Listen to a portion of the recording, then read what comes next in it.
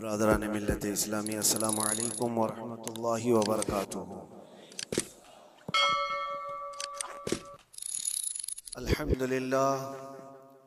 अल्हम्दुलिल्लाहि व कफ़ा व सलामुन अला हबीबिहिल मुस्तफ़ा अम्मा बअद फ़अऊज़ु बिल्लाहि मिनश शैतानिर रजीम बिस्मिल्लाहिर रहमानिर रहीम लन यनालल्लाह लुहूमुहा वला दिमाउहा वलाकिन यनालुहु तक़वा मिनकुम। सदक़ल्लाहु मौलानल अज़ीम। बारगाह रिसालत मुआब सल्लल्लाहु अलैहि वसल्लम में दुरूद पाक का हदिया पेश करें। अल्लाहुम्मा सल्लि अला सय्यिदिना व मौलाना मुहम्मदिन मअदनिल जूदि वल करम व आलिहि व अस्हाबिहिल किराम व इब्निहिल करीम व बारिक व सल्लिम सलातन दाइमतन सरमदन अबदा। मुसलमानों के लिए अल्लाह अज़्ज़ा व जल की तरफ से दो ईदें दी गई हैं। एक रमज़ानुल मुबारका के रोज़े मुकम्मल होने के बाद और दूसरे ज़िलहिज्जा की 10वीं को अशरे ज़िलहिज्जा, जिसको हम ईदुल अज़हा कहते हैं और उर्दू में बकरा ईद, ईद कुर्बान के नाम से जानते हैं। ये दो ईदें अल्लाह तबारक व तआला की तरफ से मुसलमानों को दी गई हैं। इन ईदों के दिनों में रोज़ा रखना भी जायज़ नहीं है, खुशियों के दिन। और ये जो अय्याम चल रहे हैं पहली ज़िलहिज्जा से लेकर 10वीं ज़िलहिज्जा तक, इसका जिक्र तो अल्लाह ताला ने कुरान में यूं फरमाया, वल फज्रि व लयालिन अश्र, फजर की कसम और 10 रातों की कसम। और वह 10 रातें कौन सी हैं? पहली ज़िलहिज्जा से लेकर 10वीं ज़िलहिज्जा तक की रात। ये 10 रातें इतनी अजमत वाली हैं कि अल्लाह खुद इनकी कसम फरमा रहा है, अल्लाह इनकी कसम याद फरमा रहा है। और इन अय्याम में जो आमाल किए जाते हैं अल्लाह की बारगाह में मकबूल होते हैं। ये हुर्मत वाले महीनों में से एक महीना है। ज़माने जाहिलियत में भी इन महीनों में जंग व जिदाल नहीं किया जाता था। कोई भी जंग चल भी रही हो तो ये महीने आते तो जंग रोक दी जाती थी, क्योंकि ये हुर्मत वाले महीने हैं। तो ज़िलहिज्जा के महीने में हम और आप अभी अपनी जिंदगी की सांसें ले रहे हैं, लेकिन कुर्बानी के मुताल्लिक जैसे कि लोगों के दिलो दिमाग में एक कॉन्सेप्ट और फिर फैलाया हुआ एक कॉन्सेप्ट और इस्लामी कॉन्सेप्ट, तीनों में क्या चीजों का फर्क है। इस्लाम कौन सी कुर्बानी चाहता है, लोगों ने क्या प्रोपेगेंडा फैलाया है और अवाम के जहन में क्या बैठा हुआ है, तीनों को हम थोड़ा सरसरी नजर से देखते हैं। सबसे पहली चीज तो ये है, इस्लाम जिस कुर्बानी की बात कर रहा है, कुरान में अल्लाह फरमाता है, लन यनालल्लाह लुहूमुहा वला दिमाउहा, न तुम्हारा गोश्त न तुम्हारा बहाया हुआ खून अल्लाह तक पहुंचता है, वलाकिन यनालुहु तक़वा मिनकुम, बल्कि उसके पीछे जो तुम्हारा तक़वा है वो अल्लाह तक पहुंचता है। तुम्हारी नीयत देखी जा रही है, तुम्हारा इखलास देखा जा रहा है। इसीलिए कहा गया कोई गोश्त खाने की नीयत से कुर्बानी करता है तो उसकी कुर्बानी होगी ही नहीं। गोश्त की नीयत से अगर किसी ने कुर्बानी किया उसकी कुर्बानी ही नहीं है। या फिर अगर ज़बह करने के बाद बेचने की नीयत किया गोश्त में से कुछ हिस्सा, वो तिजारत की नीयत किया हुआ है, तब भी उसकी कुर्बानी नहीं है। कुर्बानी सिर्फ वो है जो खालिस अल्लाह की रजा के लिए करे, जो अल्लाह ताला ने हुक्म फरमाया मुझे और अल्लाह करीम के हुक्म पर अमल पैरा होते हुए मैं कुर्बानी कर रहा हूँ, ये इस नीयत के साथ जिसने कुर्बानी किया उसकी कुर्बानी कबूल है। ये इस्लाम चाहता है आपकी कुर्बानी। और लोगों के दिलो दिमाग में जो अक्सर बैठा हुआ है वो ये है कि मौसम आ रहा है, सब कर रहे हैं तो हमको भी करना चाहिए। और कुछ लोग फैशन के तौर पर, कुछ लोग बच्चों की जिद पर कुर्बानी कर गए। ये लोगों के ज़हन दिमाग में बैठा हुआ है। नहीं मेरे अजीजों, जो मालिक निसाब है उस पर कुर्बानी वाजिब है। यहाँ तक कि अल्लाह के नबी सल्लल्लाहु अलैहि वसल्लम ने इरशाद फरमाया, इस्तिताअत होने के बाद, मालिक निसाब होने के बाद जिसने कुर्बानी नहीं किया, हुजूर फरमाते वो हमारी ईदगाह के करीब भी ना आए। हुजूर अकरम सल्लल्लाहु अलैहि वसल्लम फरमाते हैं हमारी ईदगाह के करीब ना आए, उसके लिए दुनिया में ये वईद है तो आखिरत में उसका अजाब और है। तीसरी चीज जो प्रोपेगेंडा क्या फैला हुआ है कुर्बानी को लेकर, एक बहुत बड़ा प्रोपेगेंडा है इस्लाम के खिलाफ। कुछ भी बात फैलाने के लिए लोगों को सिर्फ एक छोटी सी सुई चाहिए कि उनका एक फैलाया हुआ ये प्रोपेगेंडा कि लाखों हजारों एनिमल्स इसमें काट दिए जाते हैं, ज़बह कर दिए जाते हैं, खून बहाया जाता है, इसका हासिल क्या होता है? जीवित चीजों को मार दिया जाता है।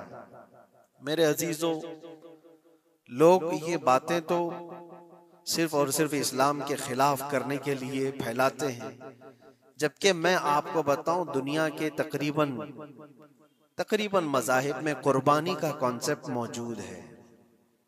अक्सर दीनों में वो अलग अलग अंदाज है, कहीं बलि चढ़ाना हो गया है, कहीं देवता को कुछ पेश करना हो गया है।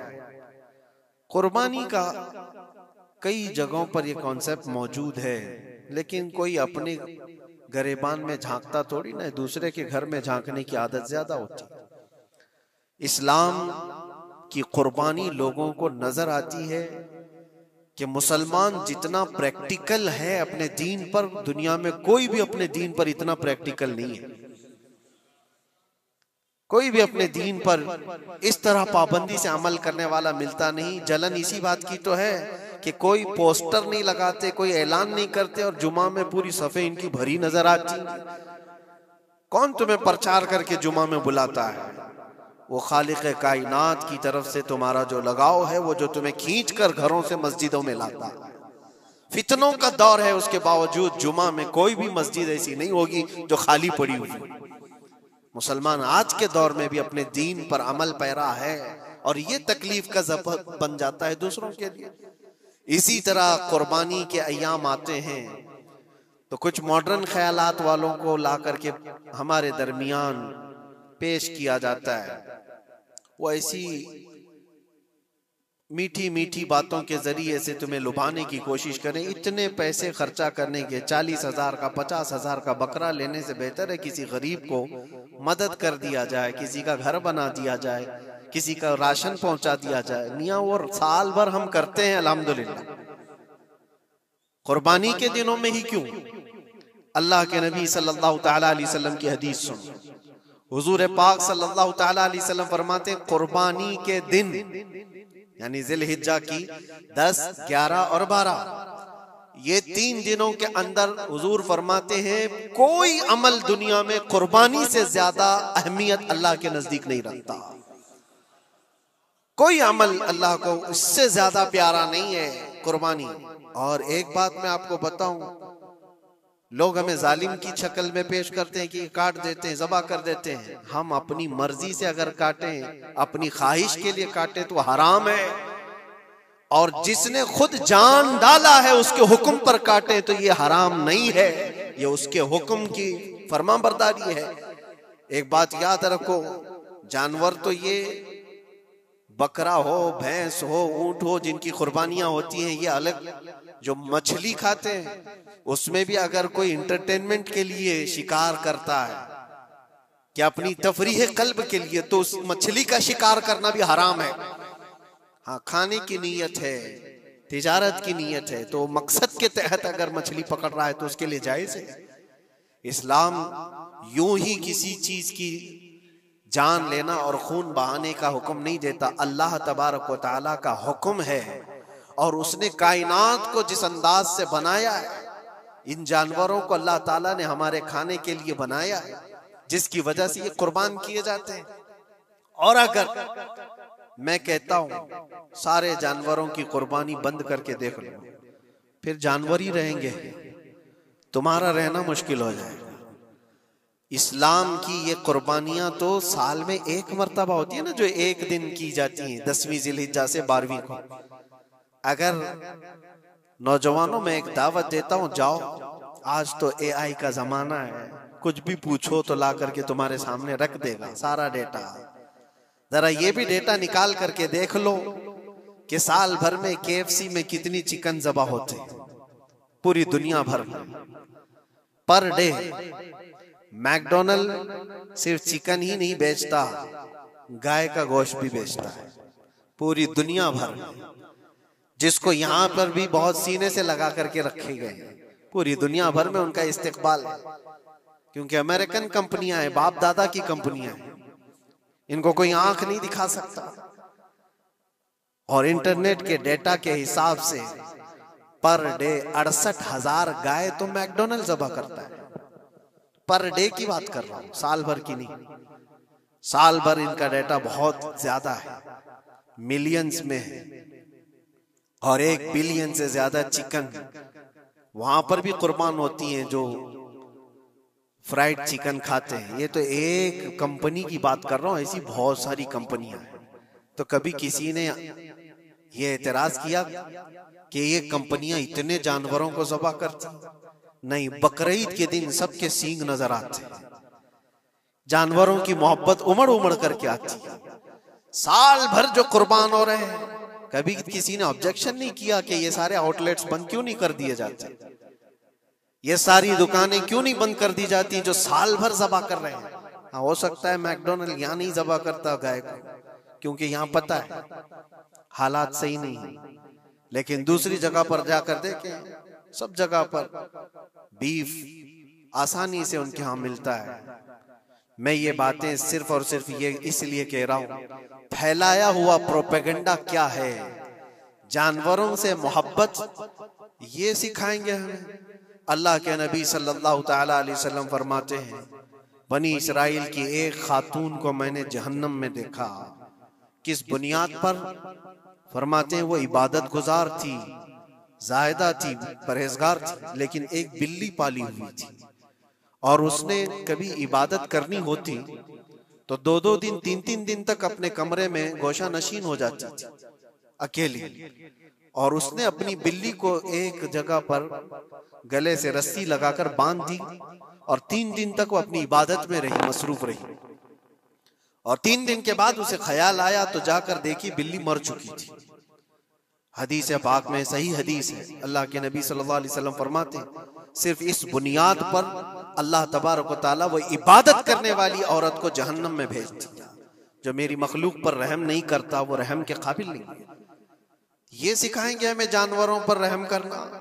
हम जिस जानवर को ज़बह करते हैं वो अल्लाह के हुक्म से करते हैं, उसके अलावा किसी भी जानवर को जुल्म करना, अल्लाह के नबी सल्लल्लाहु ताला अलैहि वसल्लम की हदीसों में से ये है कि जानवर पर जुल्म करना जिम्मी पर जुल्म करने से बड़ा है। और जिम्मी क्या है? जिम्मी वो जो मुसलमानों के मुल्क में अमन के साथ रहने के लिए रिक्वेस्ट किया हुआ हो और इस्लामी हुकूमत उसे अमन दी हुई हो। और अल्लाह के नबी सल्लल्लाहु अलैहि वसल्लम फरमाते हैं, मुसलमान पर जुल्म करने से ज्यादा बड़ा जुल्म जिम्मी पर जुल्म करना है, और उससे बड़ा जुल्म जानवर पर जुल्म करना है। ये मेरे आका के फरमान है। नबी अकरम सल्लल्लाहु अलैहि वसल्लम ने फरमाया, और रहमतुल लिल आलमीन है। और एक बड़ी बात मैं आपको बताऊं, जो ये फैलाया जाता है कि जानवरों पर जुल्म जुल्म, सैयदना इमाम गजाली रहमतुल्लाह ताला अलैह की एक बात मैं पढ़ रहा था, हुज्जतुल इस्लाम, जिनकी किताबें पढ़ करके लोग अल्लाह के वली बन गए। इमाम गजाली का नाम सुना है? इतनी किताबें उन्होंने लिखा, तसव्वुफ के इमाम हैं, इल्म कलाम के इमाम हैं, मंतिक के इमाम हैं, फिक़ह व तसव्वुफ के इमाम हैं, बेशुमार उलूम व फनून के दरिया बहाए हैं। उस हुज्जतुल इस्लाम इमाम गजाली रहमतुल्लाह अलैह के इंतकाल के बाद उनके भाई ने उनको ख्वाब में देखा और पूछा, आपके साथ अल्लाह ने क्या मामला फरमाया? इमाम गजाली फरमाते, अल्लाह ने मुझे बख्श दिया, मेरी लिखी हुई किताबें, मेरी इबादतें, हजारों को जो मैंने पढ़ाया वो शागिर्द, ये सारी चीजों की वजह से नहीं, बस एक काम की वजह से। पूछा वो कौन सा काम? कहा एक बार मैं किताब लिख रहा था और सियाही में कलम डुबो करके लिखा जाता था, और सियाही जो बनती थी वो फलों के रस से निकाल करके, और लकड़ी का कलम उसमें डुबो करके लिखा जाता था। तो मैं लिख रहा था कि एक मक्खी आकर सियाही पर बैठ गई। मैं अपना कलम रोक लिया कि हो सकता है वो प्यासी हो, पी कर चली जाए। काफी देर तक वो मक्खी उस सियाही पर बैठी रही, और पी करके जब वो उड़ गई तो फिर मैं अपना कलम चलाता रहा। ये बात तो जिंदगी में आई और गई, मैंने तो इसको छोटा समझा था, लेकिन मेरी मौत के बाद रब तबारक व तआला ने मुझे उठाकर फरमाया, जिसने मेरी छोटी मखलूक पर रहम किया, बस इस नेकी की बुनियाद पर मैं तुझे जन्नत अता करता हूं। एक जानवर पर रहम करने की बुनियाद पर, एक जानवर पर रहम करने की बुनियाद पर। और हदीस पाक में, सही हदीस पाक में ये भी है, एक तवाइफ थी जिसने मरते हुए कुत्ते को बचाया था पानी पिलाकर, और उस बुनियाद पर उसकी बख्शिश हो गई। तवाइफ थी और रहम किया जानवर पर, तो उसकी बख्शिश हो गई। मैं इस्लाम की वो चीजें तुम्हें बता रहा हूं जो दुनिया तुम्हारे सामने ये चीजें लाने से आजीज है और कासिर है। यहां तक कि अल्लाह के नबी सल्लल्लाहु तआला अलैहि वसल्लम ने फरमाया, जानवर पर अगर तुमने जुल्म किया है तो जिस तरह से जुल्म करोगे क़यामत के दिन ये अपने सींगों के साथ, अपने खुरों के साथ उठेगा और उसी तरह से उसका बदला भी दिलाया जाएगा। वो तुम्हें मारेगा क़यामत के दिन और बदला लेगा। ये भी हदीस पाक में। जानवर पर हमें उसके चेहरे पर मारने का हुक्म नहीं है, उसको उसकी ताकत से ज्यादा बोझ डालने का हुक्म नहीं है। अल्लाह के नबी सल्लल्लाहु तआला अलैहि वसल्लम के पास एक सहाबी आए, ऊंट पालते थे। कहा एक ऊंट बहुत सरकश हो गया है, और जब ऊंट सरकश हो जाता है ना, किसी की खोपड़ी खींच लेता है। हाँ, वो उसी वक्त सर को पकड़ लिया तो आदमी वहीं खत्म हो जाए। वो किसी के काबू में नहीं आ रहा था, हुजूर के पास आया है। रसूल पाक सल्लल्लाहु अलैहि वसल्लम ने फरमाया, चलो मैं चलता हूँ, देखता हूँ। सहाबा कहते हैं, हुजूर जब चलने लगे तो हमें खौफ हुआ, डर हुआ कि ये ऊंट बिदक गया है, सरकश है, कहीं कुछ नुकसान न पहुंचाए। और तन्हा मेरे मुस्तफा सल्लल्लाहु अलैहि वसल्लम आगे बढ़ते चले गए। सहाबा कहते हैं, हमें डर लग रहा था, लेकिन मेरे अजीजों वो रहमतुल लिल आलमीन है, सबकी रहमत बनकर आए। नबी पाक सल्लल्लाहु तआला अलैहि वसल्लम जब करीब गए तो ऊंट कोई सरकशी नहीं किया, कुछ नहीं। हुजूर पाक सल्लल्लाहु तआला अलैहि वसल्लम के चेहरे के पास अपना मुंह करता है और अपनी जुबान को चपड़ चपड़ चपड़ करते हुए अपनी जुबान हिला रहा है। और हुजूर पाक सल्लल्लाहु तआला अलैहि वसल्लम ऐसे सुनते जा रहे हैं जैसे किसी दानिश्वर की बात सुन रहे हैं। फिर नबी पाक सल्लल्लाहु अलैहि वसल्लम ऊंट के मालिक की तरफ मुतवज्जे हुए और कहा, यह ऊंट तेरी शिकायत कर रहा है, ये ऊंट तेरी शिकायत कर रहा है। ये सरकश इसलिए हुआ कि तू इसकी ताकत से ज्यादा बोझ इस पर डालता है और खाना इसको कम दिया करता है। क्या ये बात सही है? वो जो बद्दू थे, जो ऊंट के मालिक थे, उन्होंने चेहरा झुका लिया और कहा, वादा करता हूं हुजूर पाक सल्लल्लाहु अलैहि वसल्लम से कि उससे ज्यादा, उसकी ताकत से ज्यादा बोझ नहीं डालूंगा और उसका चारा, उसके खाने का इंतजाम रोजाना किया करूंगा। नबी पाक सल्लल्लाहु अलैहि वसल्लम ने उस ऊंट की रस्सी पकड़ी और मालिक को दे दिया। फिर वो ऊंट उसी तरह ताबेदार होकर निकल पड़ा। ये इस्लाम में मेरे आका सल्लल्लाहु तआला अलैहि वसल्लम का अदल तो देखो, उनकी ताकत से ज्यादा का बोझ डालने का हुक्म नहीं है। और दुनिया ये प्रोपेगेंडा फैलाई हुई है कि यहाँ जानवरों को काटा जाता है। जो ज़िबाह करने का हुक्म है वो अल्लाह के हुक्म से। मेरे रब तबारक व तआला ने खुद जान डाली, हमारी जान का भी वही मालिक है, जानवरों के जान का भी वही मालिक है। अगर अल्लाह का हुक्म ना होता तो हमें चूंटी मारने की भी इजाजत नहीं, अल्लाह का हुक्म ना होता तो हमें किसी को भी कुर्बानी करने की इजाजत नहीं होती। ये रब तबारक व तआला का हुक्म है, तो जाहिर सी बात है हम अल्लाह के बंदे हैं। रब तबारक व तआला जानवरों की कुर्बानी का हुक्म दिया, इसलिए हर साल बकरीद में मुसलमान कुर्बानी करते हैं। अगर अल्लाह चाहे तो अपने बेटों की कुर्बानी का भी हुक्म दे दे, और दिया है रब तआला ने, और वो भी करके दिखाया सैयदना इब्राहिम अलैहिस्सलाम। अल्लाह तबारक व तआला अगर हुक्म दे तो क्या तुम ऐसे मुसलमान नहीं हो? मुसलमान का मतलब होता है सर झुकाने वाला अल्लाह के हुक्म के आगे। ये नहीं पूछेगा कि क्यों है और कैसे है। मुस्लिम कहते हैं अपना सर झुका दिया अल्लाह की बारगाह में, उसके हुक्म के आगे। अल्लाह तबारक व तआला हमारी जानों का मालिक है। अगर वो चाहता तो हमारी कुर्बानी का हुक्म देता, हमारे औलाद का, लेकिन रब तबारक व तआला ने ये सुन्नत इब्राहिमी पर पूरी दुनिया को सवाब देने के लिए जानवरों की कुर्बानी का हुक्म अता फरमाया। मेरे आका सल्लल्लाहु तआला अलैहि वसल्लम के पास एक सहाबी हजरत ज़ैद बिन अरकम आए और पूछा, ये कुर्बानी क्या है मेरे आका? हुजूर अकरम सल्लल्लाहु अलैहि वसल्लम ने फरमाया, जिस जानवर की कुर्बानी करोगे उसके हर बाल के बदले तुम्हें अल्लाह एक नेकी अता फरमाएगा। जितने उसके जिस्म में बाल होंगे हर बाल के बदले अल्लाह तुम्हें एक नेकी अता फरमाएगा। और हुजूर अकरम सल्लल्लाहु तआला अलैहि वसल्लम ने यह भी इरशाद फरमाया कि तुम जानवर का इंतखाब अच्छा करो, इसलिए कि कल बरोज़े क़यामत पुल सिरात पर ये तुम्हारी सवारी बनकर आएगा, जिस पर बैठकर तुम जन्नत में जा रहे होगे। और लोग ये भी पूछते हैं, हमने एक बार कुर्बानी की है तो वहां सवारी कौन सी वाली आएगी? ये भी मिलता है रिवायत में। तुमने अपनी जिंदगी में जो सबसे पहले कुर्बानी की है उस पर सवार होगे, लेकिन हर साल की कुर्बानी वाले जानवर भी सवारी बनकर तुम्हारे इर्द गिर्द आएंगे, वो सब होंगे। तुम इंतखाब करो जिस पर सवार होना चाहो। इसीलिए कुर्बानी में ऐब वाले जानवर की कुर्बानी जायज नहीं। लंगड़ा हो, लूला हो, कान कटा हुआ हो, क्यों जायज नहीं है? दुनिया तो ये समझती है कटने वाला जानवर वो होना चाहिए जो रिजेक्टेड हो, जिसको काटा जा रहा है वो दुनिया में काम के लायक ना हो, उसको काटना चाहिए। दुनिया का ये कॉन्सेप्ट है, दुनिया का तस्वुर ये है। लेकिन नहीं, अगर कोई अपने इस्तेमाल के लिए काट रहा होता तो मैं कहता हाँ रिजेक्टेड माल काट लो, लेकिन ज़बह जो हम करते हैं कुर्बानी में वो अपने लिए नहीं, वो रब्बे जुल जलाल के लिए है। इसीलिए बंदा ये देखे मैं अपने रब के हुजूर क्या पेश कर रहा हूं। तुम अगर कोई हदिया तोहफा खरीदने जाते हो अपने किसी इज्जतदार शख्स के लिए, तो इंतखाब सोच समझ करके करते हो कि जिसको मैं देने जा रहा हूं ये कितना वैल्यू वाला होना चाहिए, कितना इज्जत वाला होना चाहिए। और जो रब ताला की बारगाह में पेश कर रहे हो उसका भी आप ख्याल रखो। इसलिए लोग काम चलाने की बातें तो बहुत करते हैं। कुर्बानी के मुतालिक कुछ बातें हैं जो मुझे आज अर्ज करनी थी, इसलिए मैंने आज इस मौजू पर आपसे खिताब किया। बहुत सारे लोग तरह तरह के अफवाहें भी फैलाते हैं।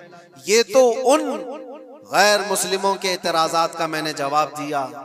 दुनिया भर में हमारे ऊपर इल्जाम कि ये लाखों जानवरों को ऐसी ज़बह कर देते, काट देते हैं।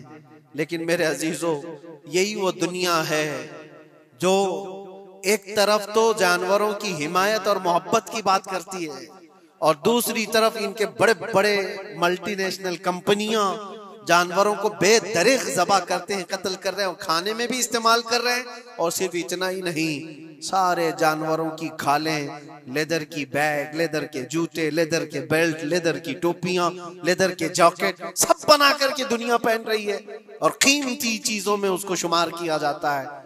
इनसे कोई सवाल नहीं करता कि ये सब चीजें कहां से तुम लाए, ये सब चीजें तुम कहां से लाए? क्या बगैर किसी जानवर के ज़बह किए हुए उसकी खाल का इस्तेमाल करते हो?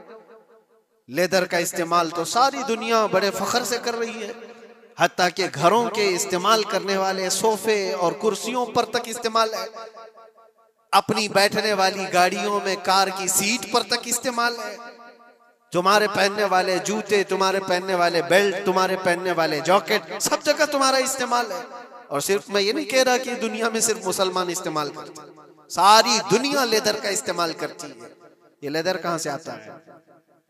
तो ये दुगलापन, ये जो डबल रोल है, डबल स्टैंड, एक तरफ हिमायत की बात करना और दूसरी तरफ बेदरेग ज़बह भी करना, ये सब चीजें दुनिया को बेवकूफ बनाना और इस्लाम के खिलाफ एक प्रोपेगेंडा फैलाना।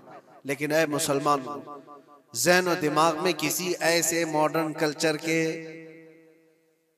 ऐसा कोई फरेफ्ता हो, उसकी बातों में आकर तुम ये सोचो कि नहीं इतने पैसे मैं कुर्बानी के बजाय सदका कर दूं, किसी गरीब को दे दूं, नाजायज है। तुम्हारे ऊपर से कुर्बानी का वजूब खत्म नहीं होगा, वो उसी तरह से बाकी रहेगा और गुनहगार भी रहोगे।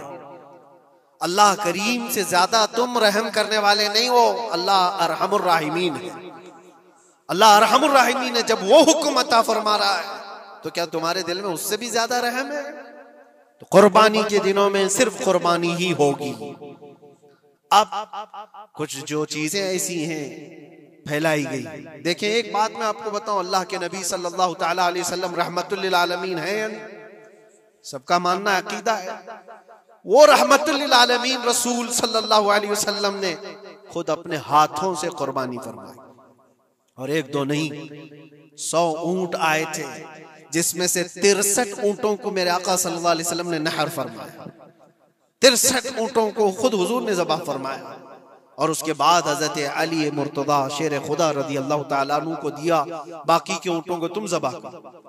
नबी पाक सल्लल्लाहु ताला अलैहि वसल्लम ने ये जो 100 ऊंटों को ज़बह फरमाया था अपने हज के मौके पर। और उसके अलावा एक हदीस पाक में ये भी है, हुजूर अकरम सल्लल्लाहु अलैहि वसल्लम ने जो 2 चितकबरे बकरे ज़बह किए थे। चितकबरे किसको कहते हैं? 2 कलर वाले, ब्लैक एंड व्हाइट जो होते हैं, अबलख उनको कहते हैं अरबी में। 2 मेंढे ज़बह फरमाए।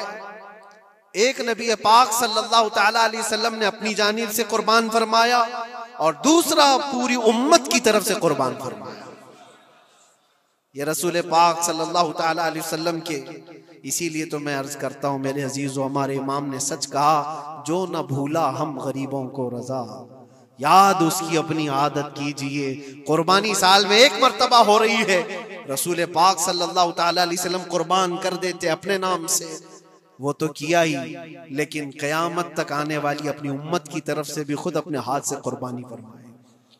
आज उम्मत ये पूछती है मेरे अजीजों, कुर्बानी के लिए 1400 साल पहले तुम्हारे रसूल ने तुम्हारी जानिब से कुर्बानी की, और अल्लाह ने जिसको इस्तिताअत दी, जिसको ताकत दी, मैं ये चाहता हूं कि तुम्हारे ऊपर जो कुर्बानी वाजिब है अपनी कुर्बानी करो, साथ में एक और कुर्बानी मेरे मुस्तफा की तरफ से करो, हुजूर अकरम सल्लल्लाहु अलैहि वसल्लम की तरफ।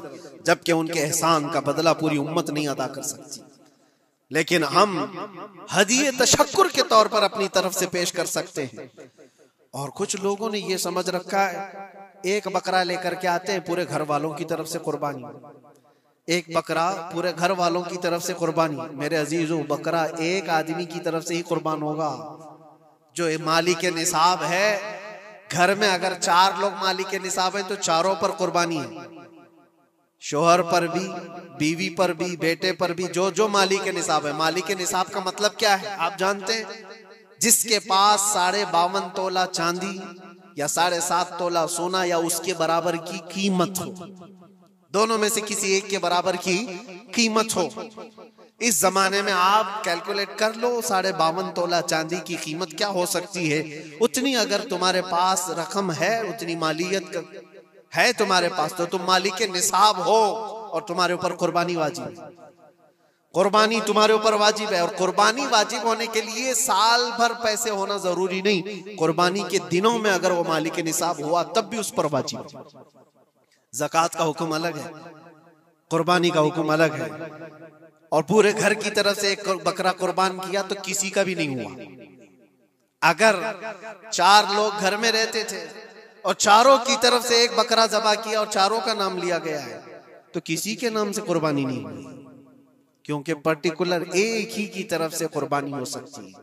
हाँ, बड़े जानवर में 7 हिस्से हो सकते हैं, वो ऊंट हुआ या बैल भैंस, ये जो बड़े जानवर हैं, इन जानवरों में 7 हिस्से हो सकते हैं और उनमें शरीक होना जायज है। लेकिन 7 लोग जो शरीक हो रहे हैं उनके लिए भी शर्त है, कोई एक बंदा भी उसमें गलत अकीदे वाला भी ना हो और गोश्त की नीयत से शरीक ना हुआ हो, बल्कि सब कुर्बानी की नीयत से आए हों तो सबकी कुर्बानी होगी।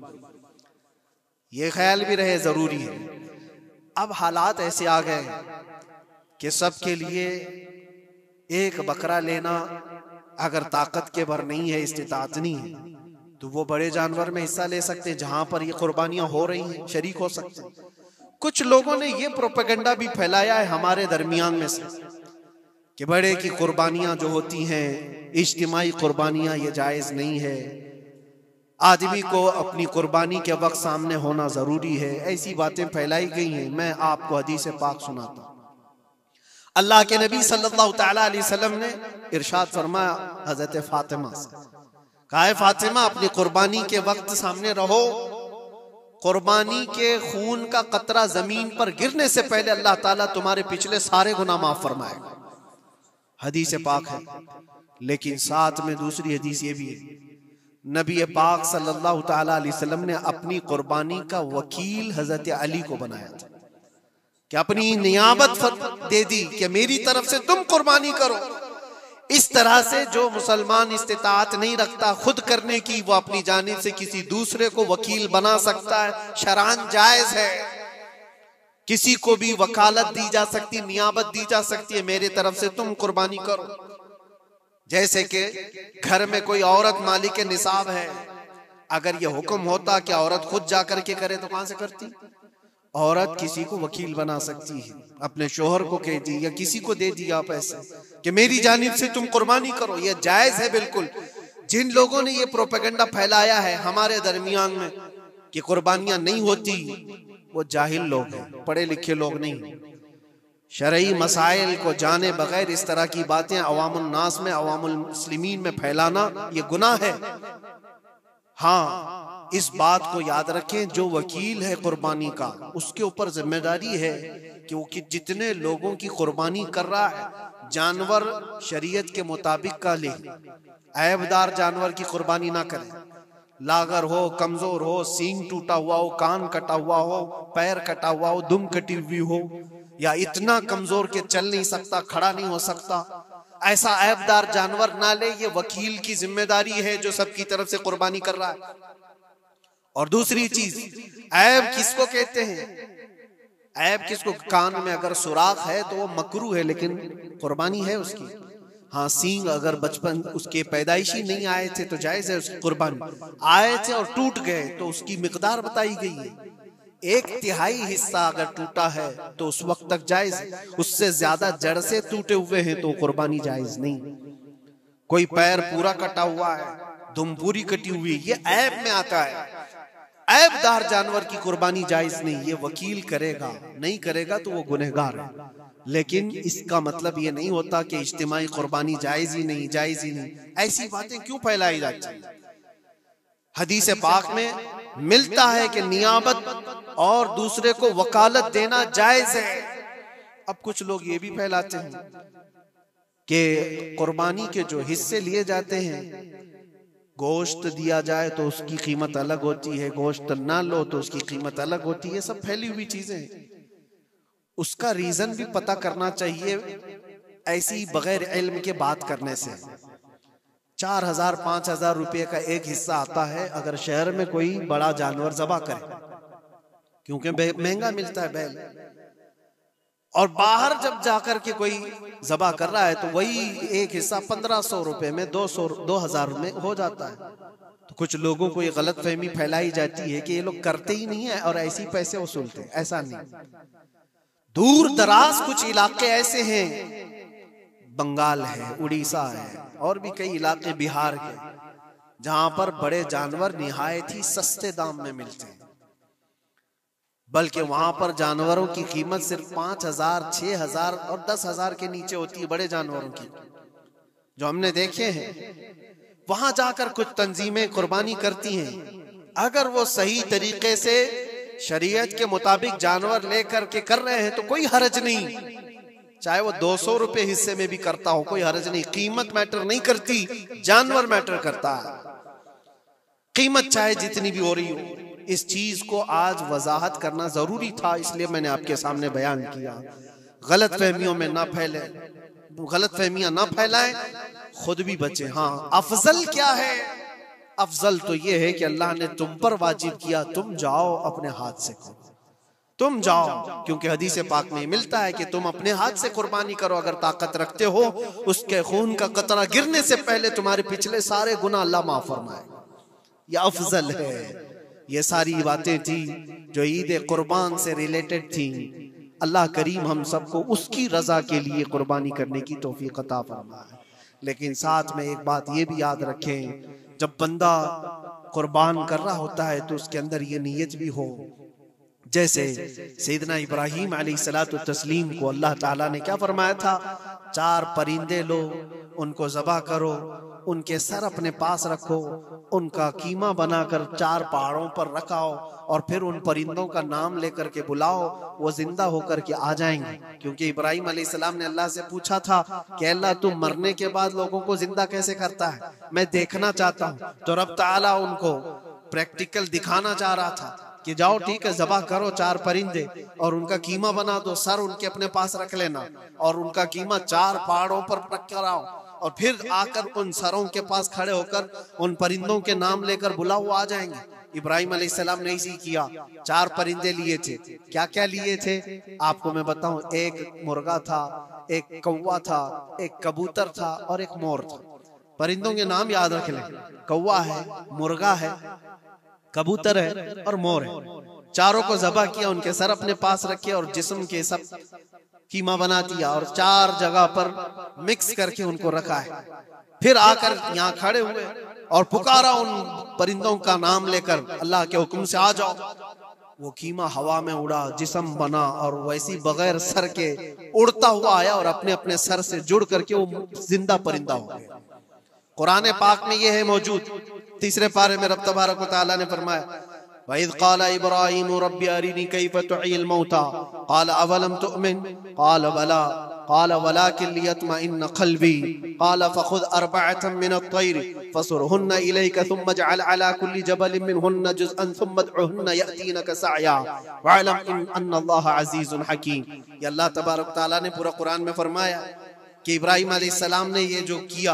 अब सुनिए, सब सनाबिल शरीफ में मीर अब्दुल वाहिद बिलगरामी रहमतुल्लाह अलैह लिखते हैं कि 4 परिंदों का जो इंतखाब हुआ था ना, 4 परिंदे जो चुने गए थे, कौन से थे? कौवा, मुर्गा, कबूतर, मोर।